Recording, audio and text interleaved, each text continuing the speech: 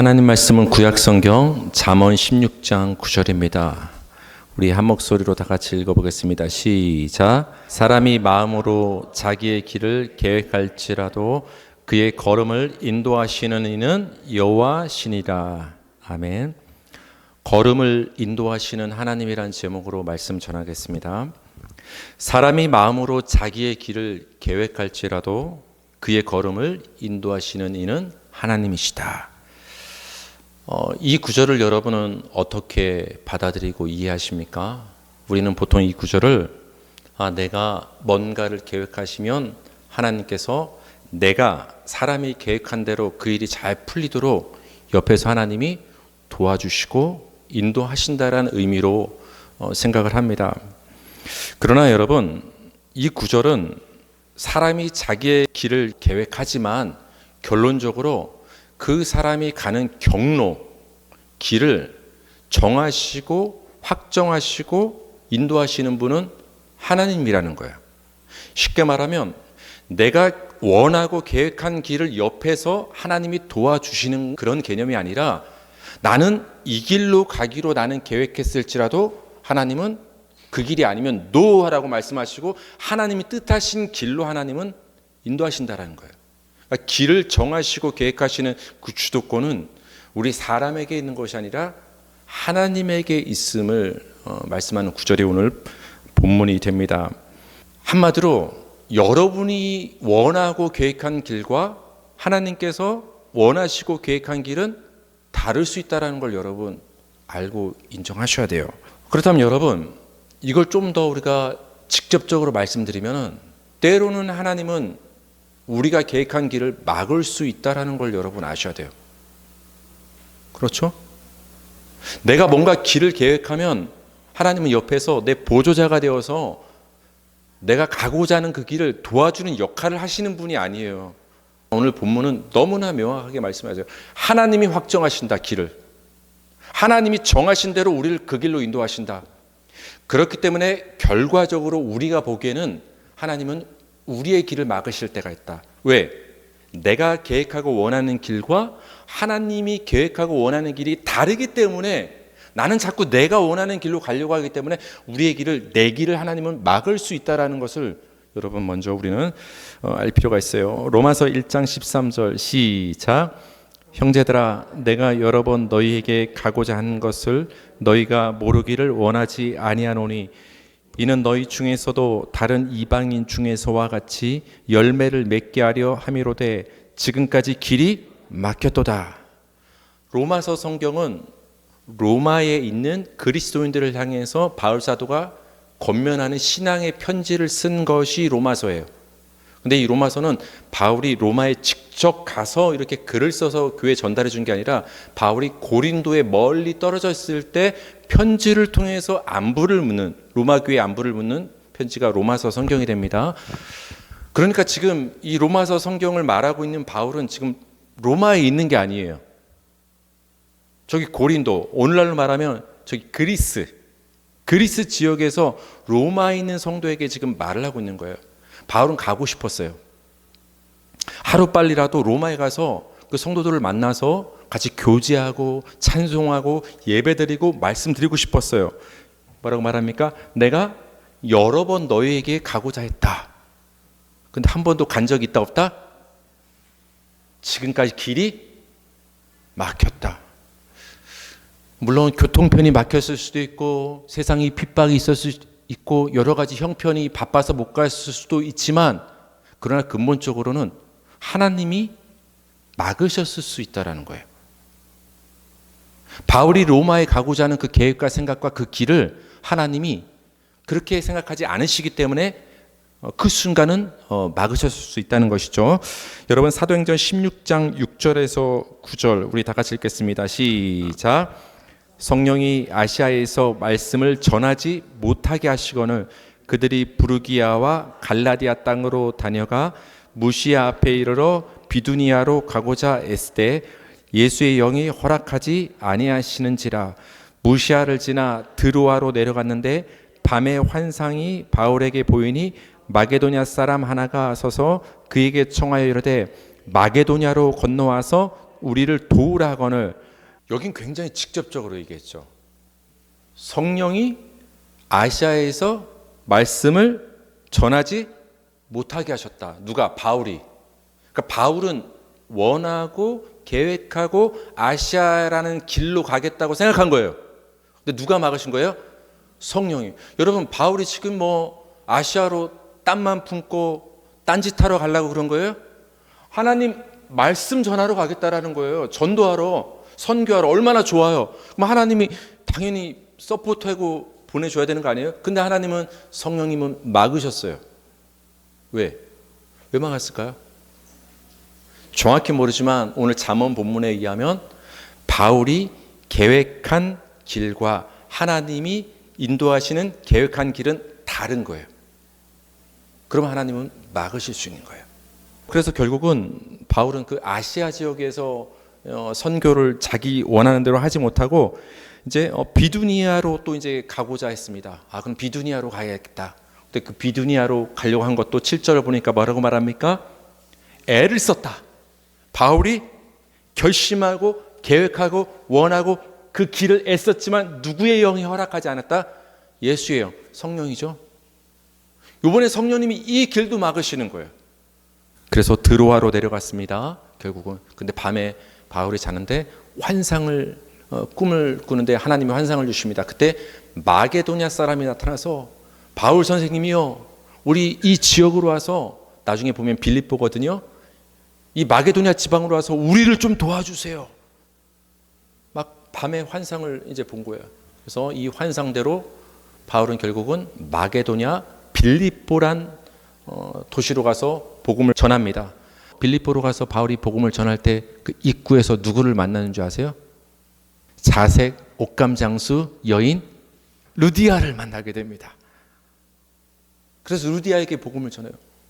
여러분, 바울은 저기 아시아 가서 또 비두니아로 가서 계획하고 그 길을 원하고 복음을 전하기를 원했지만 하나님은 그 길을 막으시고 환상을 통해서 하나님이 계획하신 길로 바울의 방향을 틀어버리십니다. 왜 틀었는가 했더니 거기서 한 영혼을 만나게 하십니다. 루디아를 만나게 하시는 거예요. 루디아. 그렇게 빌립보에서 복음을 열심히 전하던 바울은 결국은 어떻게 됩니까? 고소를 당해서 감옥에 갇힙니다. 감옥에서 누굴 만나죠? 간수를 만납니다. 그래서 결국은 간수에게도 복음을 전하고 또 간수의 가정에 가서 그 가족들에게도 복음을 전해서 구원받는 일이 있게 되는 거예요. 하나님이 방향을 그렇게 트신 거예요. 하나님은 루디아를 향한 계획과 간수와 그 가족을 향한 계획이 있었기 때문에 그 길로 그 걸음을, 바울의 걸음을 인도하신 거예요. 바울 입장에서 봤을 때는 몇 번이나? 두세 번이나 하나님이 막으신 거예요. 막으신 거. 그래서 하나님의 길과 우리의 길이 다를 수 있기 때문에 때로는 뭔가 우리가 원하고 계획하는 것들이 자꾸만 막힐까? 하나님이 나를 외면하는 것 아닐까? 나 이거 지금 실패하는 것 아닐까? 우린 부정적으로 생각할 필요가 있다 없다? 없는 거예요. 하나님이 때로는 우리가 사람이 계획한 길을 막으신다는 이 말 속에서 우리가 짚어야 될 핵심이 있어요. 그 말은 뭐냐? 하나님은 결국 더 좋은 길로 우리를 인도하신다라는 믿음을 가져야 돼요. 출애굽기 성경을 보면은 하나님이 특별히 인도하셨다는 표현이 굉장히 많이 나와요. 우리 출애굽기 13장 17절에서 18절 한번 다 같이 읽어볼게요. 시작. 바로가 백성을 보낸 후에 블레셋 사람의 땅의 길은 가까울지라도 하나님이 그들을 그 길로 인도하지 아니하셨으니 이는 하나님이 말씀하시기를 이 백성이 전쟁을 하게 되면 마음을 돌이켜 애굽으로 돌아갈까 하셨습니다.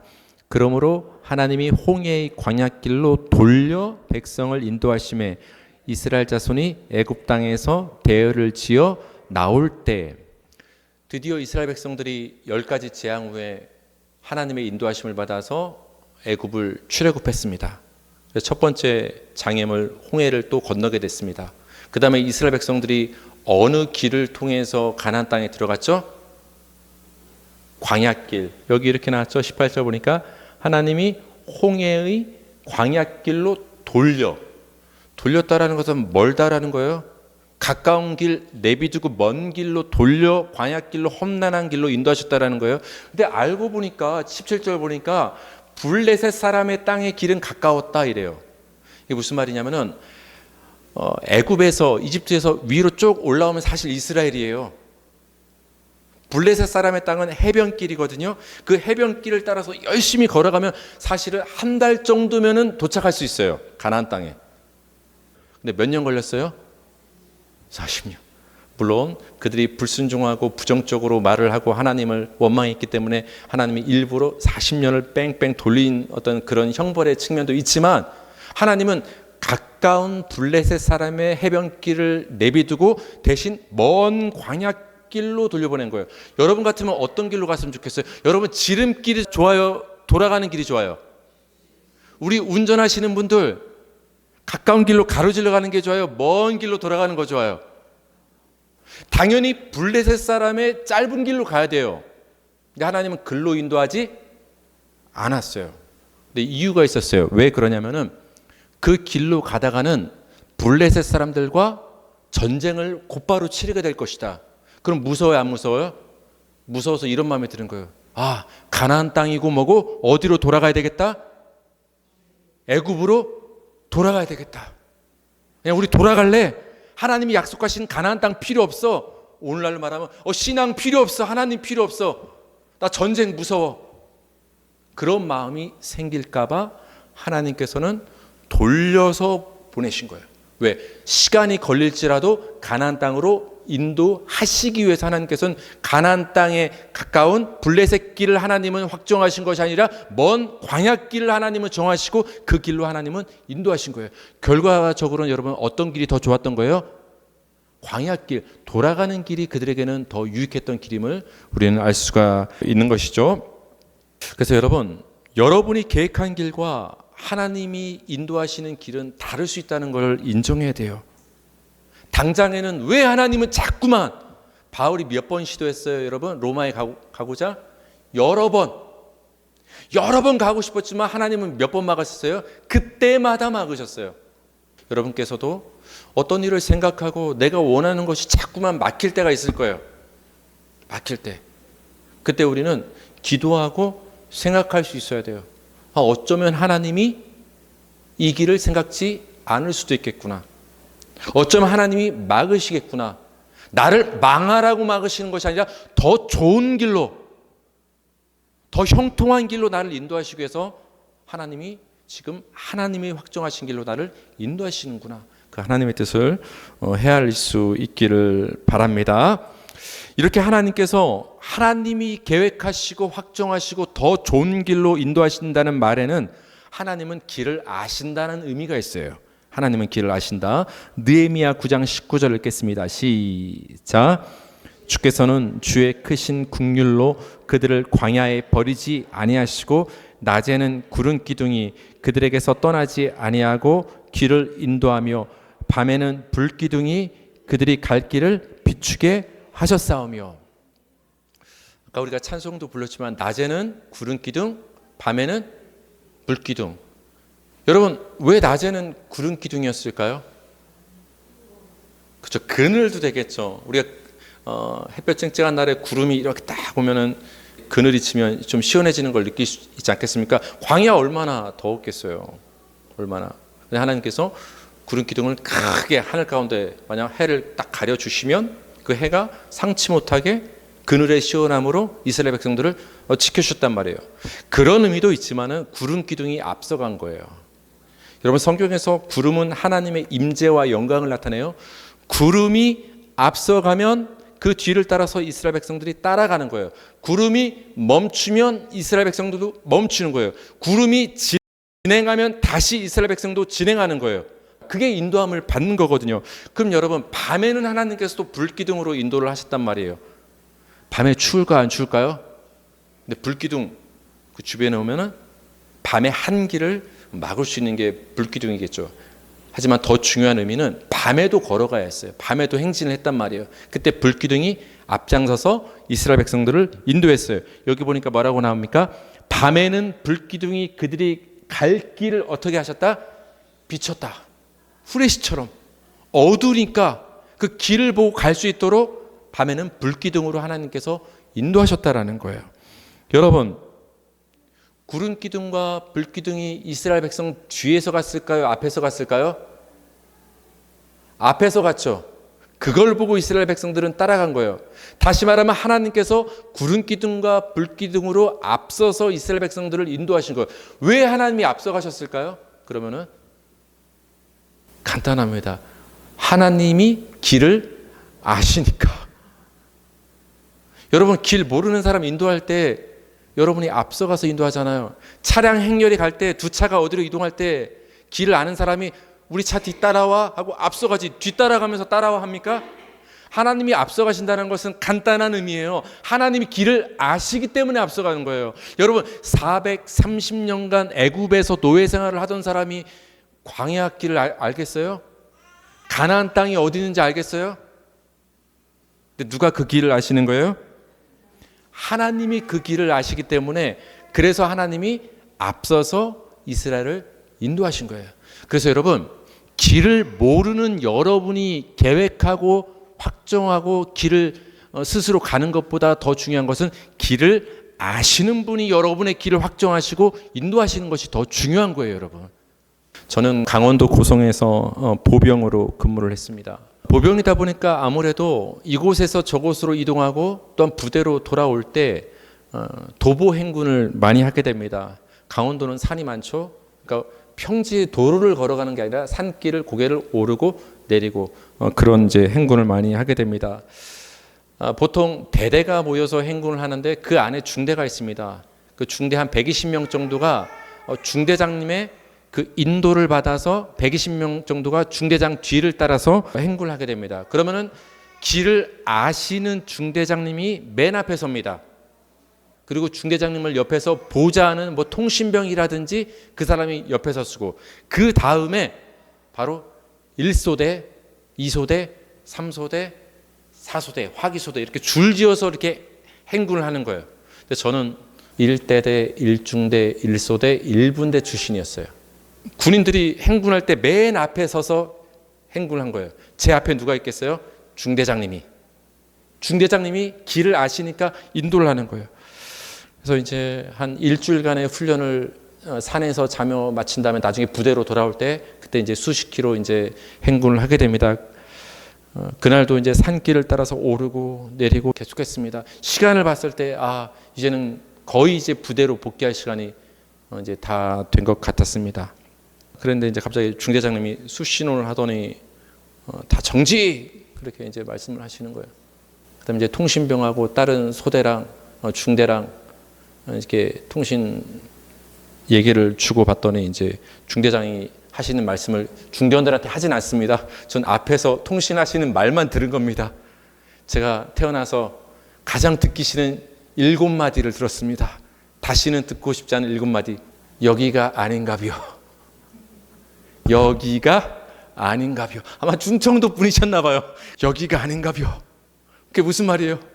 밤새 우리를 데리고서 산길을 오르락 내리락 했는데 길을 잘못 든 거예요. 그 이후로 저희는 몇 시간을 더 걸어서 돌고 돌아서 부대로 복귀했던 기억이 납니다. 왜 그랬을까요? 길을 인도해야 되는 중대장님이 길을 몰랐기 때문에 그 뒤 따라가는 사람이 굉장히 고생했던 기억이 있습니다. 여러분, 하나님은 길을 아십니다. 하나님은 길을 아세요. 그래서 길을 모르는 여러분이 길을 계획하는 것보다 길을 아시는 하나님이 여러분의 길을 인도하시는 것이 더 유익임을 믿으시기 바랍니다. 여러분이 계획한 대로 그 길대로 가지지 않아서, 원하는 대로 되지 않아서 우리는 계속 기도합니다. 하나님, 왜 이렇게 안 됩니까? 왜 하나님은 내가 계획한 길을 도와주지 않는가라고 우리는 불평할 때도 분명히 있었죠. 그러나 여러분, 우리는 우리가 원하는 대로 우리의 길을 계획하지만 하나님은 우리의 걸음을 하나님이 원하시는 대로 인도하심을 우리는 알아야 되는 거예요. 내 계획과 내가 원하는 대로 길을 가는 것이 아니라 하나님이 원하시는 그 길을 따라가는 것이 겸손이고 순종이고 믿음인 거예요. 그래서 여러분 잠언 16장 9절이 오늘 본문 말씀인데 바로 앞부분 16장 5절에선 이런 표현이 나옵니다. 마음이 교만한 자를 여호와께서 미워하신다. 아니 하나님께서 갑자기 길 얘기를 막 하시다가 그 중간에 교만한 자를 하나님이 미워하신다는 얘기가 왜 나왔을까요? 여기서 우리는 교만이 뭔지를 알 수 있는 거예요. 여러분 뭐가 교만입니까? 하나님의 인도하심을 거부하는 게 교만이에요. 내가 스스로 길을 안다고 생각해서 내 길을 내가 확정하고 고집피고 그 길을 가는 것이 하나님 보시기에는 그게 교만이에요. 그럼 반대로 겸손이 뭡니까? 나는 길을 모릅니다. 하나님이 정해주시는 인도하시는 그 길로 인도함 받기를 원합니다. 하나님 내 발걸음을 인도하여 주십시오 하고 하나님께 내 길을 온전히 맡기는 것, 그 인도하시는 하나님을 온전히 믿고 신뢰하는 것, 그것이 겸손인 거예요. 그것이 겸손. 사랑하는 성도님들, 당장에 있는 길이 막혀 답답하고 어려울 것 같지만 하나님은 반드시 여러분을 더 좋은 길로 인도하심을 믿으시기 바랍니다. 하나님이 인도하시는 그 길 가운데 겸손히 순종하고 믿음으로 따라가시기 바랍니다. 하루하루를 이 믿음으로 살아가는 저와 여러분 되기를 주님의 이름으로 축복합니다.